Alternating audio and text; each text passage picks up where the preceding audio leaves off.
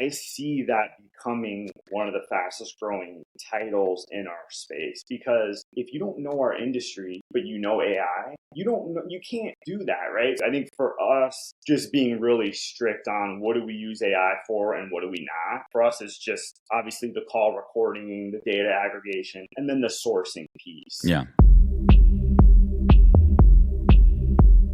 Welcome to the podcast, where we introduce you to incredible humans who share their journeys with the mission to inspire you to harness your own inner tenacity to drive your life and career forward.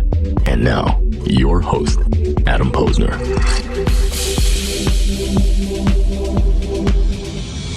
Hey, everybody. Welcome back to the podcast, where I bring the best and the brightest from world of business, marketing, and personal growth to help you harness your inner tenacity and drive your career forward. Folks, my guest today is Jordan Gasparri, one of the rare people who actually grew up dreaming of being an agency recruiter. It's literally in his DNA. Following in the footsteps of his dad and role model, Richard Gasparri, who spent over 40 years in the industry, Jordan mastered the art of recruitment through the 2010s. As a top performer at Randstad Tech, he became the go-to talent partner for Fortune 500 heavyweights like Wells Fargo, McKesson, United Health Group, and Cigna. Then, just 7 days after losing his pops in 2018, Jordan honored his dad's legacy by inventing a new word and a new way to do business, exclusent, blending exclusive and talent. Wow, that's a good one. Since then, Exclusent has taken off, earning a 2025 Inc. Magazine Power Partner Award and becoming one of the most recognized agencies in the Southwest. Their secret, merging AI and authenticity to transform hiring across their core 4 focus areas: enterprise architecture, information tech, SaaS, and accounting. We're going to get to it and more. And you want to know about Jordan? He's home in Scottsdale. He lives with his wife, Caroline, and their almost 4-year-old son, Jackson, and 18-month-old daughter, Madison. We have a lot to get into. Let's do it. It's been a while. Jordan, welcome to the podcast, man. The hostess with the mostest. You are an OG in the TA and recruiting, certainly in the podcast space. So I appreciate you having me on. Well, it's been a long time coming, man, and we've been connected for a while on LinkedIn. And you're like, why haven't we done the podcast yet? I'm like, yeah, man, let's do it. Let's chop it up. Let's talk shop. Let's talk recruiting. That's the core of what we do here. On the other side, when I'm not podcasting, everyone knows I am a recruiter, and sometimes it's important that we talk shop. But what I love your story, man. First and foremost, I can't believe that both of our kids are going to grow up with dads as recruiters. Like, I don't think like, you know, it's like take your parent to school day, like what your dad does. Like, we're not firefighters or police officers. I don't know, man. I think they're going to take their mom, who's an attorney, over me. What do you think? Yeah, I mean, to see the space evolve and just how much better it's gotten, even over the last 6 or 7 years, it's been awesome to be a part of. There's been a lot of innovation in this space, and you're one of the few people who actually grew up wanting to be a recruiter. What was it like watching your dad, Richard, build a 40-year career in this business? How did that, like, did you always know you were going to go into recruitment, or did you have another dream? I think I was so close to my dad, and he was one of the types, man, that like he brought his work home with him, and like so I was like a 6-year-old kid listening to this candidate kick this offer. He was probably a little young to be hearing some of this stuff, but it just I interned for his firm my junior year of high school, that summer between junior and senior year. I shouldn't have even been doing it because I was 17 at the time. Yeah, whatever. But like once I started just getting involved in moving people and how much you genuinely are, like it's not just a cliche, or you're impacting people's lives. Right. And once I kind of got my own taste of it, I was hooked. Right. I mean, is it the thrill of the hunt? Like, what is it for you? Is it? Listen, we all love the people part of it, right? But let's not kid ourselves. There's good money to be had in the business. Was it the thrill of the hunt? Like, are you a natural born hunter? Yeah, I think it was the negotiation piece, honestly, that I loved, because we're given, as parameters from customers, and a lot of times they'll sweeten the pot for people they're really excited about. But that whole dynamic, because man, like one recruiter or like the impact you can have on helping, drive that negotiation process and get people, right, insignificant raises. And so I think that back and forth, like some people hate that piece. It like makes their stomach turn. Nah, you I gotta just always loved that just back and forth and strategy behind it. you gotta have a tough stomach for that. But I wanna double back and talk about your roots a bit, right? Like your dad was an old school recruiter, right? Before the LinkedIn, before the they had Rolodexes and paper resumes. What were a couple of those core pieces that your dad taught you when you were coming into the business? Well, a lot of it back then, man, was because he was doing a lot of like clerical admin. These companies didn't have any internal department at all, even the larger ones. Like they had HR, but they didn't have that were sometimes recruiting. There wasn't a real talent So practice back then. It was HR. Everything was HR back then. exactly. So he always taught me about the presentability piece that is difficult for some people to hear. And it's subjective to the space, right? You're in marketing pause, so you can dress casually because your customers and the candidates involved have kind of the same vibe Mm. and it works, right? But if you're placing a CFO or, Fortune 1000 company, it's a different vibe and you would coach your candidates differently. That's the biggest thing, man. It's like how important first impressions, how you look, how you put yourself together can have on ultimately how those decisions are made. Right. And like I mean, I've been in the business for 10 years and I was lucky enough, and I talk about it all the time. I had a great mentor, Tom Hall, who taught me the art and science of recruiting. And I think we're losing a bit of the art of it with current recruiters with all the technology out there. And we'll get to that part a little bit later.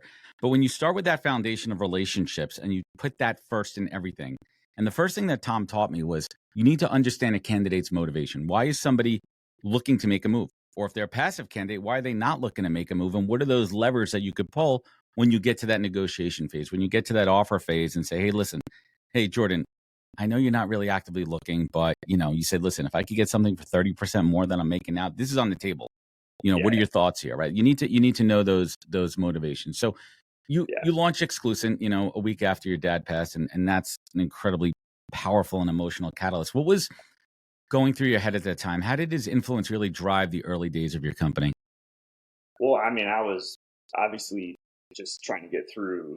My dad was my best friend, right? Can't So even like, imagine. part of it was a cathartic. Like, I need to throw myself into something that I Mm, can do and I can control, just to kind of take up my energy. At the time, I didn't have kids, so I had a totally different life. yeah. I So remember that, those days barely remember yeah, those days. and BC, uh, before kids, before you know, children. you know how hard our business is. So I genuinely feel like if I didn't have that, like, North Star, like keeping me dialed in and keeping me committed and seeing what success could look like, I would have quit, right? Like, I'm pretty self aware about that piece. But those early days, man, I had a non compete. So I had Mm. nothing to lean back on. I remember we had like I think we had 5 or 6 months of expenses. So it was like, all right. And I left a big book of business. So it was like, It's a big that risk. get get through that, and then it's like it's such an empowering feeling when you bet on yourself truly and you get to the other side, because maybe you've experienced this with your business and NHP and the podcast obviously, but like once you test yourself and you get through it, there's a muscle that you build that then carries you to take bigger and bigger risks and bigger bets. Yeah, man. Let's talk about that for a moment. I mean, I spent 3 years, 2.5 years on the agency side before I went out on my own. No way I could have done that before that. I needed to learn how to be a recruiter. But when I went out on my own, that was the scariest part because yes, I ran a full desk on the agency side. Yes, I did my own business development. But when you don't have the crutch of a draw or some of the infrastructure of an agency, and you have to go out and kill what you eat, it's a different beast, and it drives you and it motivates you because you have to. If you don't go out Yeah, and kill, your family's not eating.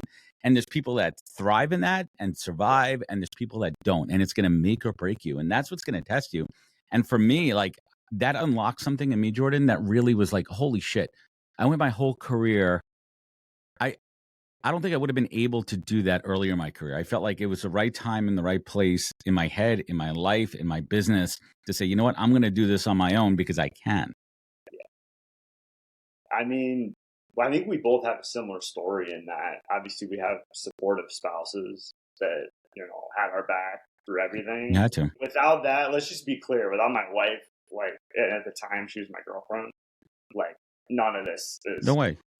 Yeah. No, you need to have that support, and like if you're in a relationship, because it's going to be hard, and you're going to, financially, it's going to take some time, and the ultimate part is that they believe in you, and that shows so much on the relationship side, and I don't know about you, but like that made us stronger. Like when she saw what I was building and the confidence, and like my man's got this, he's going to provide for us and our family. I mean, thank God she does well, but like, thank God she was a sugar mama for a few years, still is, right?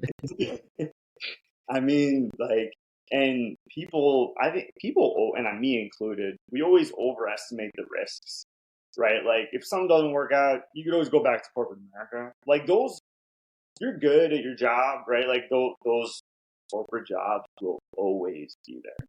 They always will. Yes and no, but I found that further as I go, Jordan, I found myself unhireable. The further I went with being my own business owner, because we had a couple of those rough years, recruiting is cyclical with the economy. And there was times when recruiting was down that I started to apply for jobs, and I found myself unhireable because the feedback I was getting is like, hey, he started a business. He must be failing at that. And that's why he wants to come back to this side. Or once things get good again, then he's going to jump ship. And they weren't wrong about that. So I quickly found myself unhireable, which further fueled me to kick more ass doing what I do. That's a really good point, man. I mean, it makes sense. I'm not talking from direct experience with that, but think about it. Put your recruiter hat on. Think about that. Like if you're a recruiter recruiting for recruiters, right? Like, don't you just want people that are, been in the agency, they've been on the client side, right? You're looking at somebody who's had their own business for a while. Like you must have not done something right. And I was like, shit, like what a bias. Instead of saying, hey, this guy has the tenacity and the skill set to run a business. Imagine what he could do in-house. Yeah, you and I agree on that. Like, cockeyed thinking right there. In any internal capacity, and just what you've had to do and overcome. And, we talk about wearing hats, right? We both wear every imaginable. As a business owner, yep. And there's nothing against people that can excel in a corporate environment, obviously. That's a different skill in a lot of ways. But I think the reverse pauses, we see if people have been in the same company in a similar department for more than 10, 12 years, they become institutionalized. Complacency. It becomes difficult for them to then go and excel in other areas. And so I'd say, like, in kind of a full circle statement, sometimes not taking the risk, not betting on yourself at some point in your career actually is the riskier proposition. 100%. Imagine if you or I did not bet on ourselves. We'd be kicking ourselves right now. And it starts a flywheel. I'm sure you felt this way. Yes. The more you bet on yourself, you're going to lose because that's the law of averages, but you're going to win bigger. And it makes you tougher with the losses. It builds those calluses, and those wins keep pushing you to put more on the table, more chips on the line, right? Because you got to go bigger. You got to keep going. I mean, talk about your business. You expanded. You started by yourself. You made hires. You expanded. You got new office space. I went from working in a WeWork to this office and studio. The podcast started on a little piece of shit USB mic, and now I got this rig here. But that's because we keep betting on ourselves and winning. And learning how to manage the losses. Like, how do you manage losses? Because listen, I always say recruiting sometimes is literally like baseball. If I'm hitting 30, 40%, I'm doing well, right? Oh, yeah. I use that same analogy. Like, in baseball, you hit 200, you're out of the league. You hit 300, you're in the Hall of Fame. That's 1 in every 10. It's like, that's the same thing. I think the margin is. But how I handle the losses, man, is, my dad's death propelled me to do this because when you're with somebody on their deathbed, they're not worried about the bullshit, that day-to-day life kind of puts on all of our back. So that kind of just took the goggles off on, the life I want to live and blah, blah, blah. But I still, we're in a people business pod. I still go through the roller coaster, and it's still difficult for me when something goes south. Yeah. It's not, you get more used to going through that. But when you care about what you do and you care about providing the right solutions, right, you get wrapped up in these deals. And when they don't go your way, Yeah, I mean, having people around you. And what people don't understand about recruiting, or maybe they do, like some of these searches, I mean, I've been in searches, 5, 6 months for contingency searches, and they fall through for the most ridiculous reasons. I mean, I've had, and you're putting all your time and work, and when you're doing contingency, you're not getting paid a dime until that person gets hired, accepts the offer, starts, spends X amount of days in the role, right? And that check clears. I mean, we're talking, it could be sometimes a year search. And when those things fall apart, you take it personally. But you can't. You can't, but you do, because you can't separate it, because that's your money and that's your business. So one piece of advice that I got, and it's always hard to accept, is like, be furious that day. Be furious. Yes. But the next day you got to wake up like it never happened, because there's no going back from it, right? Like, how do you handle those tough ones? I've viewed my place and our place as, especially with AI, and I'm sure we'll get to that, like, there is so much noise, and it's really our job to represent both sides and be able to tell a client, like, the market, we've interviewed 10 people, like, you just got to kind of trust me, like, this is the right fit. And as long as you maintain that trust, and sometimes it's not the best for your business, because you'll end up taking somebody out of a process that maybe you could have pushed through, or you saw a red flag that you could have overlooked and kept them in the process, but you knew it wasn't It's not the right thing long term. I've found, thankfully, our customers, if things go south that we can't control, they'll stick with me, and those are the relationships that I will die for, right? 100%. For those. And I think my hope is that customers realize that piece is, like, if you've got 30 agencies you're working with, right, none of them are going to make you a priority. Like, it's just it's not to the way that's going to best service your business. No way. That's why you got to go for exclusive relationships at all costs, even if it's to shave a % off here or there to take it exclusive all day long. So when you get into those type of scenarios, the losses still sting, because you and I know, you're like, all right, well, now I got to go do more work on this that I thought was, done. But hey, we're still going to win the business. We're still in this together. And if you cut corners, you take that element out of it, and it's a more transactional deal. Yeah, absolutely. I mean, you're definitely preaching to the choir here. So I want to talk a little bit about Exclusent, right? And you talk about blending AI and authenticity, two words that usually don't live, in the same sentence. Yeah. What does that balance look like in practice, right? Like, how does that help you operate and stand out? Well, first of all, I've been with the juice box, all the stuff you're involved in, man. I think you know a lot more about this stuff than I do. I think for us, just being really strict on what do we use AI for and what do we not. And for us, it's just obviously the call recording, the data aggregation, and then the sourcing piece. Yeah. And after, so we've dove in to get really good at that piece, whether it's authenticating candidate information and connecting our stack to where there's a lot of cross verification. Hey, like, you work for Gary Vee, right? You work for VaynerMedia. You should have a Vayner email address at some point. There has to be a triangulation of data points, right? So that's what we're utilizing AI a lot. And then once an interaction with a human happens, it's completely relationship driven. And I don't know about you, but I don't see that piece being replaced. I know that everyone's talking about this, but, like, I think that's a long-term thing that we can all feel good about and should kind of point our energy and where our efforts should go. I think your head's in the right space, because you need to, everything is predicated on relationships, but with the technology that's out there, that'll help you exponentially be more efficient. So, for example, if we're talking about sourcing, right? So everything's an evolution, right? It went from paper resumes to, the monsters and the Indeeds of the world, the inbound, the job boards, and then you have LinkedIn, which is basically the largest Rolodex, yellow book, whatever you want to call it, in ages. And now you have the tools that sit on top of them for sourcing. And for example, I use a tool called Juicebox that as well, that has made my job easier to shortlist candidates and also find candidates that I may have overlooked because they're not in my ideal target, but they're great. Like, they may not be my ideal target company, but they're an ideal candidate that I just wasn't looking at. So those tools have certainly helped me. And then when you look at AI interviewing tools, Now, from a note-taking perspective, absolutely amazing. Now, instead of me sitting there taking notes, I know that it's dictating. I know it's going to summarize it for me. I know I could pass those notes and or video audio clips to a hiring manager. So the hiring manager is hearing it directly from the candidate and not from me. And the best part about it is when you hand it over to a hiring manager, that hiring manager, if they're good at what they do, they're not going to ask that same question again, and they could use that human time to dial into the conversation. Now, the part that scares me, that I'm kind of a little bit of trepidation on, is the agentic AI, right? When they're sending out the agents that are going out there and doing the outreach. For me, in the roles that I work on, and I'm curious to your take on this, I still need to be the one in control of hitting that button on the outreach. Yes. I need to control it because it's not exact and it's not looking for those fine-tuned nuances that only you and I and the expert recruiters know that the client is looking for.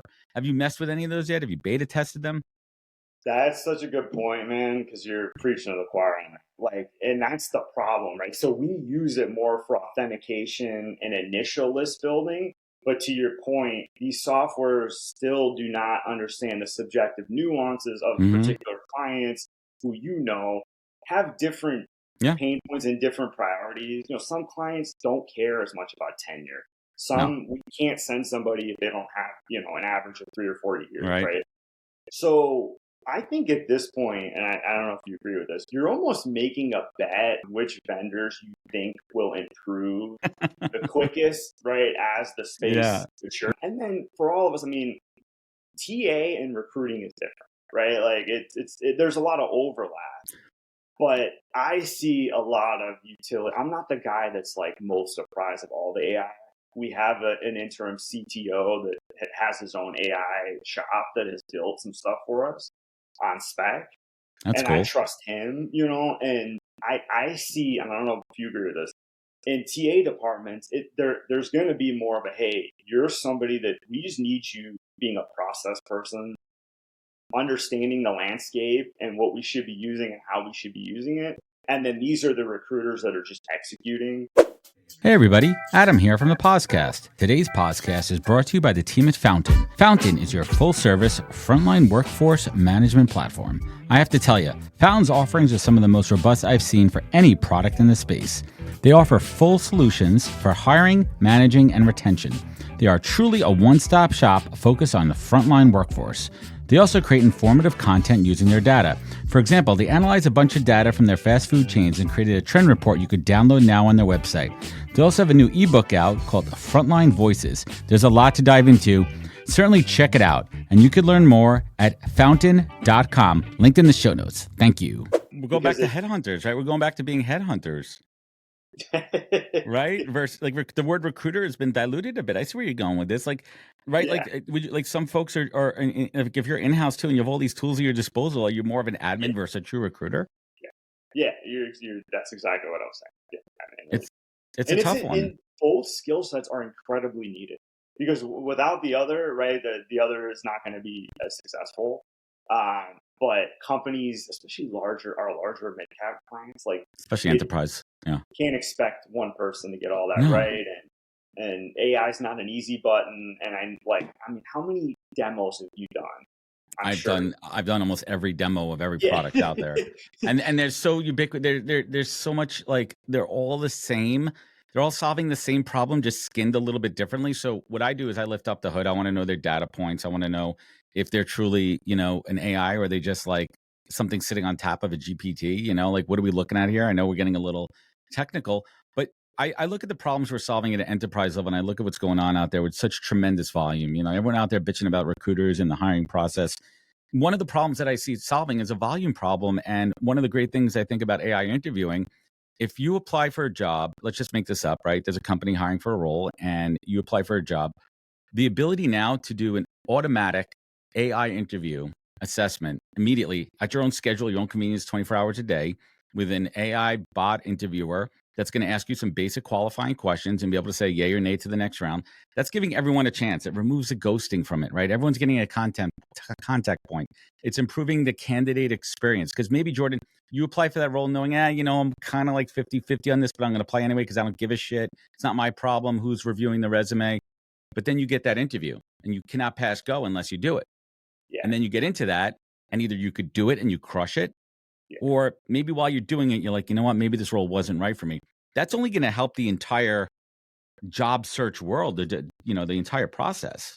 Yeah, and to your point, I see that becoming one of the fastest growing titles in our space because companies cannot rely on their HR, right, or even their internal recruiting team to help them with software selection and how we're Mm. using it, how we're going to use it differently for a staff role where it's just we're going after active candidates versus direct hire. Like there's so many nuances and if you don't know our industry, but you know AI, you can't do that, right? So like, I really think like in a year or two, right, it's gonna be like a AI TA SME, and I, every company will have that own team that's sitting on top of the process and helping steer that ship because I, it impacts everything. and it's so funny you say that too, because in the last 6 months, I've come to this revelation that is one of my unique traits, where my unique position is being a podcaster in the TA tech space and having the exposure to all these products and being a practitioner and in the trenches recruiter and having this media platform. It really positions me uniquely to advise companies and say, let's talk about your process. Have you heard about this? Do you know that this is working? Why don't you try this? And going to an advisory role. But let's shift gears a little bit. I want to get back to the roots of, recruiting here, because this is fun. I don't get to do this a lot. And, you say that your career success, we talked about, it comes down to the ability to negotiate. Like, have Yeah. we lost that art? Like, what are some of the most overlooked best practices?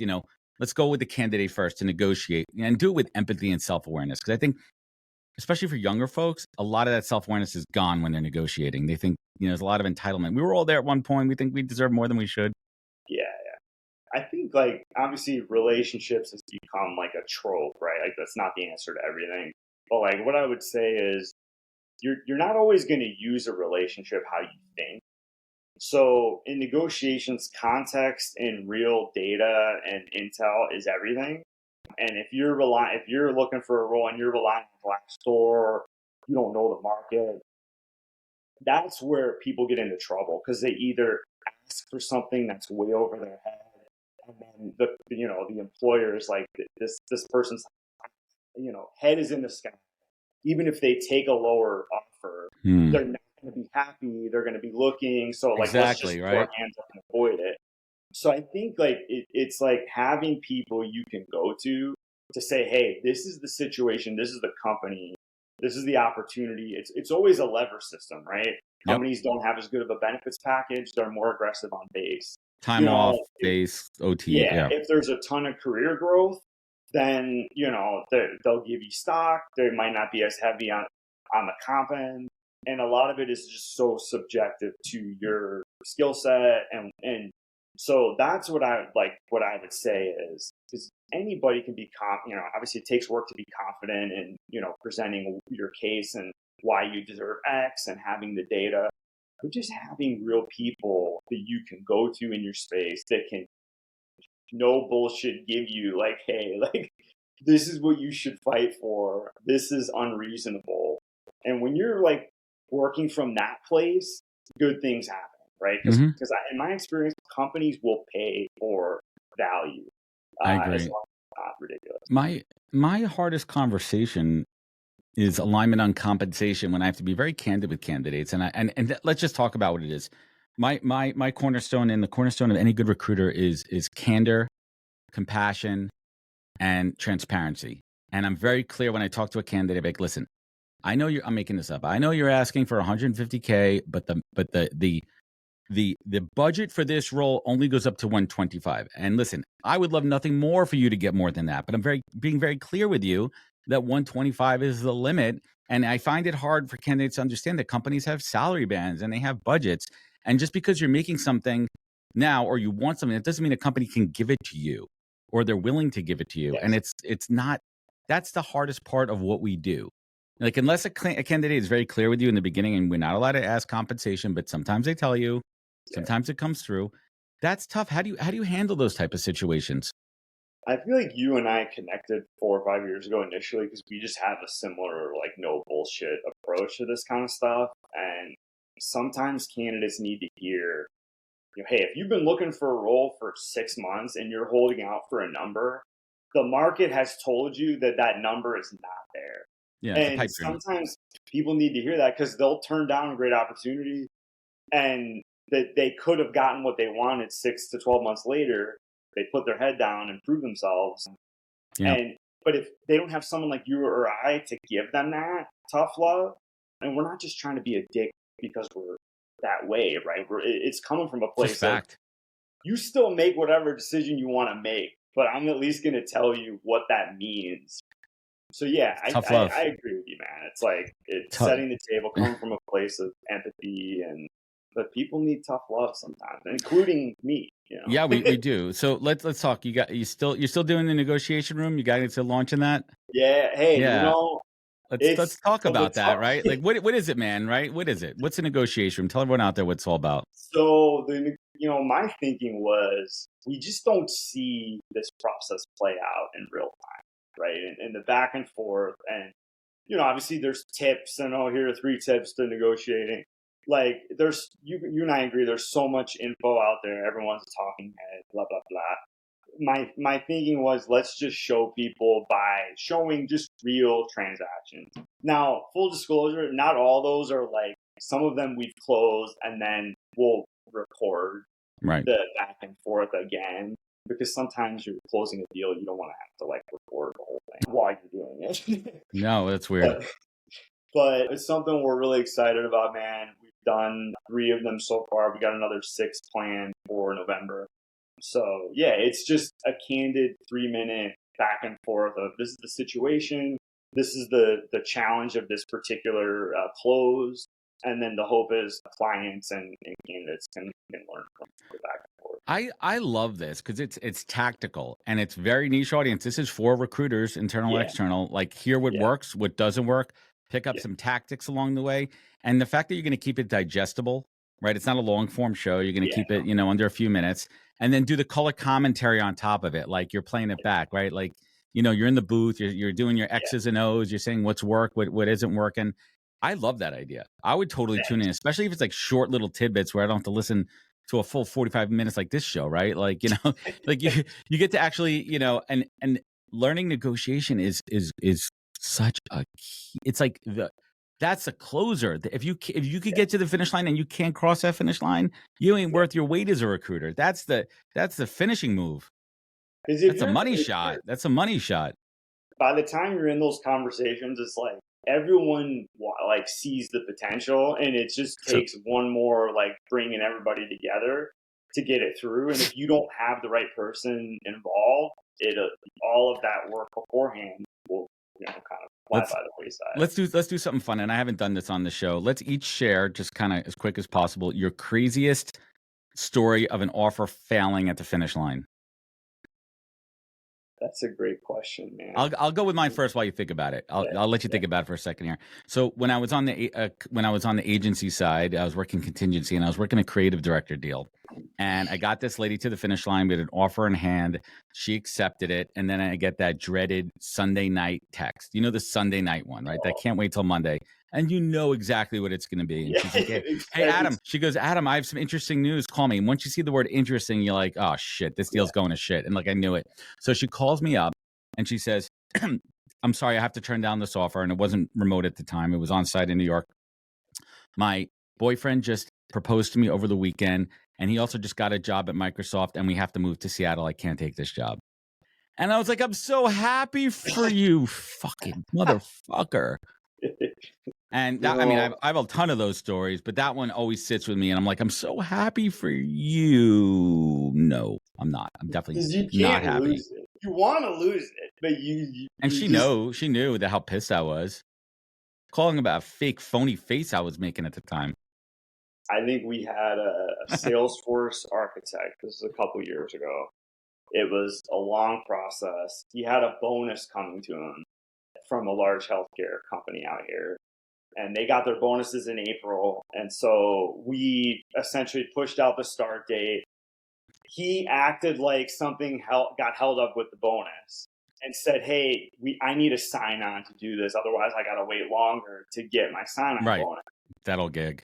We get him the sign-on bonus, and then he ends up going back to that same company 3 months later. And it was a remote role, so everyone was like, was he actually like working both? And needless to say, that was like, you don't know what people are capable of until there's money on the table, right? Yeah. I mean, I've seen that too with bonuses and playing it out and leveraging, and they think they could bullshit us. Right, like the best one. I have a bonus coming in a month. They're going to need to compensate me for that bonus. And I've seen companies be like, "Show me something." Yeah, and that's fine, but you're not going to eat your cake and get it too. Either wait for the bonus or take the sign-on bonus and leave the bonus. But you're not like, double up is not going to work. What's a crazy story of somebody not hitting that guarantee period? Oh, maybe those are the worst, right? Those are the worst. Okay, I'll give you I'm just going to say it because I won't say the client name. Yeah, we're not saying anybody's name here. We had somebody, it was his second month, and he was a senior tech AE. He was on a Zoom with a customer.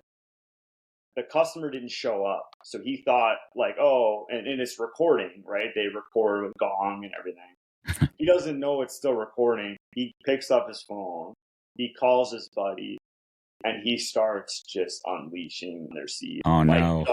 Dark stuff. Oh, man. Hangs up. Obviously, I get a call that next morning, and it's like, Shit.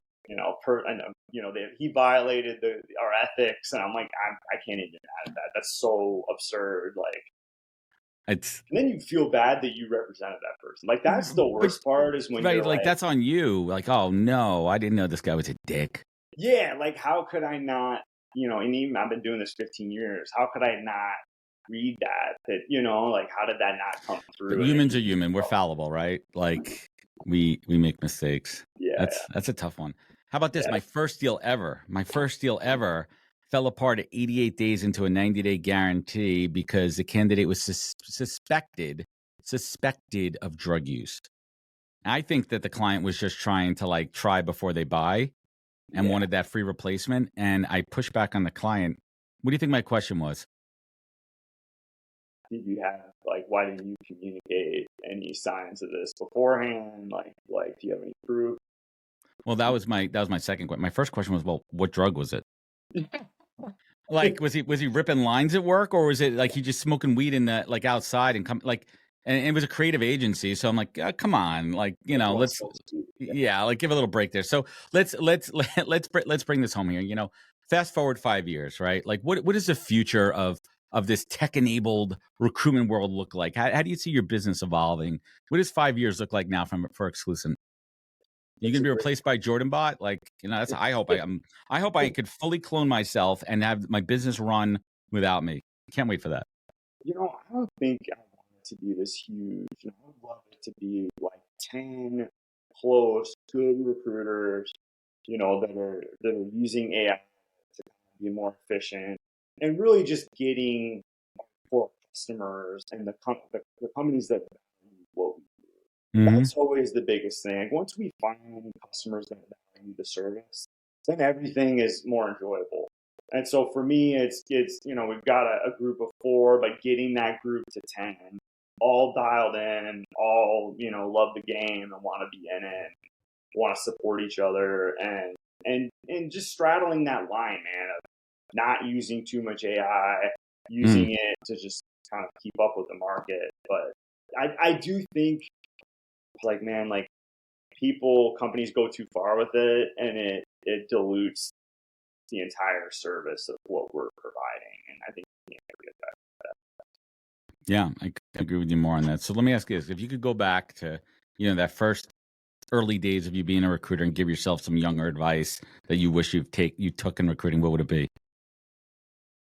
Just calm down, man. Like, I was fucking sorry. Yeah, I was I rode that wave, and I it pushed me forward to make a lot of money, right? But that letting somebody who didn't do something, and kicked an offer or whatever, that 88-day guarantee, man, that's awful. Just calming down and realizing you're going to go through ups and downs, but if you stick with it, you keep getting better, you're going to do really well. And to put a ball on it, that's the key to being a good agency recruiter. It's just knowing I'm going to keep doing good work and I'm going to get paid for it. Consistency. Yeah, exactly. It's a long game, what we do here, right? Yeah, I mean, it's a long game. And I take that advice to heart, you know. One of the early pieces of advice that I wish I took that I finally kicked in was never take your foot off the gas, right? My first year of agency recruiting, my first full year, I had a good second half, and I decided to like chill over the summertime a bit. And that chilling cost me 3 months of goose eggs. I went through a 3-month period of not putting up a deal. Everything was falling through. Nothing was coming through. And I learned that lesson the hard way. You always have to be driving business any time of year, all the time. You need to keep your foot on the gas. And I think that goes to everyone out there. Yeah, take your mental breaks and your vacations. That's not what I'm talking about. But I'm talking about when you're working, you work. Yeah. And that's kind of my thing. Work when you work. When you're working, you work. And when you're not working, don't work. I'm not just saying this because I'm on your show, man, but like the balance of making content and being a practitioner is so difficult. It's so because content is a lot of work, man. Doing it. I feel like the barometer for what you need to put out to get eyeballs has gotten higher. So yeah, man, like props to you. I appreciate you having me. Yeah, man. So let's finish strong here, Jordan. What's keeping you up at night these days? Besides the young kids. Well, I'm buying a house in Scottsdale right now, so that's keeping me up. Good for you. But I don't know, man. Like this macroeconomic, everything going on with, I won't make this political, but the uncertainty affects everybody. We all just want to get to a place where we know what the policy is going to be. We have the labor numbers. Like the last 3 months, government shutdown, we haven't even any data.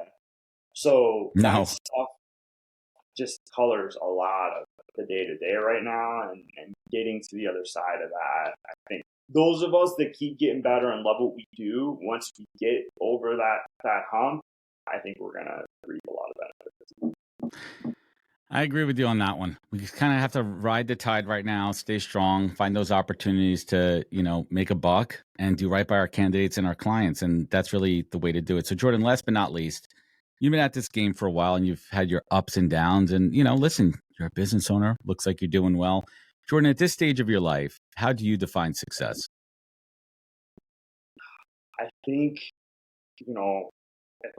when I started in the industry, I would have thought I would have been farther ahead right now, and like if you let that disappointment or whatever, you're not living up to your own expectations, it crushes you, like whatever that is.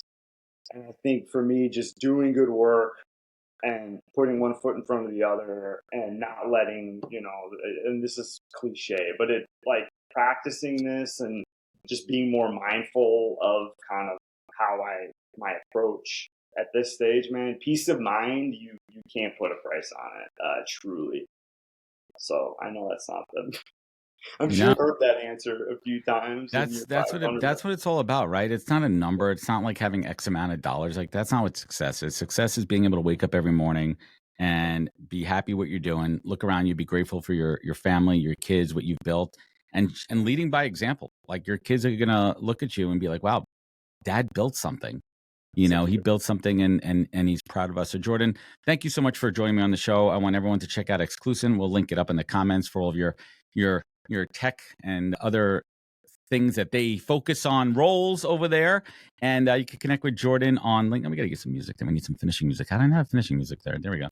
Connect with Jordan on LinkedIn. We'll have him, Jordan Gasparri, and his Instagram, Jordan Gasparri. Definitely check him out there. Jordan, thank you so much for joining me. And everyone listening out there, if this show meant something to you, leave a review rating. It goes a long way. You know where to find out more at thepodcast.com. Follow us on socials. Check out our YouTube page, /thepodcast. Remember, be good to yourself, be better to others, and catch us next week for another great episode of the podcast. Take care, everybody.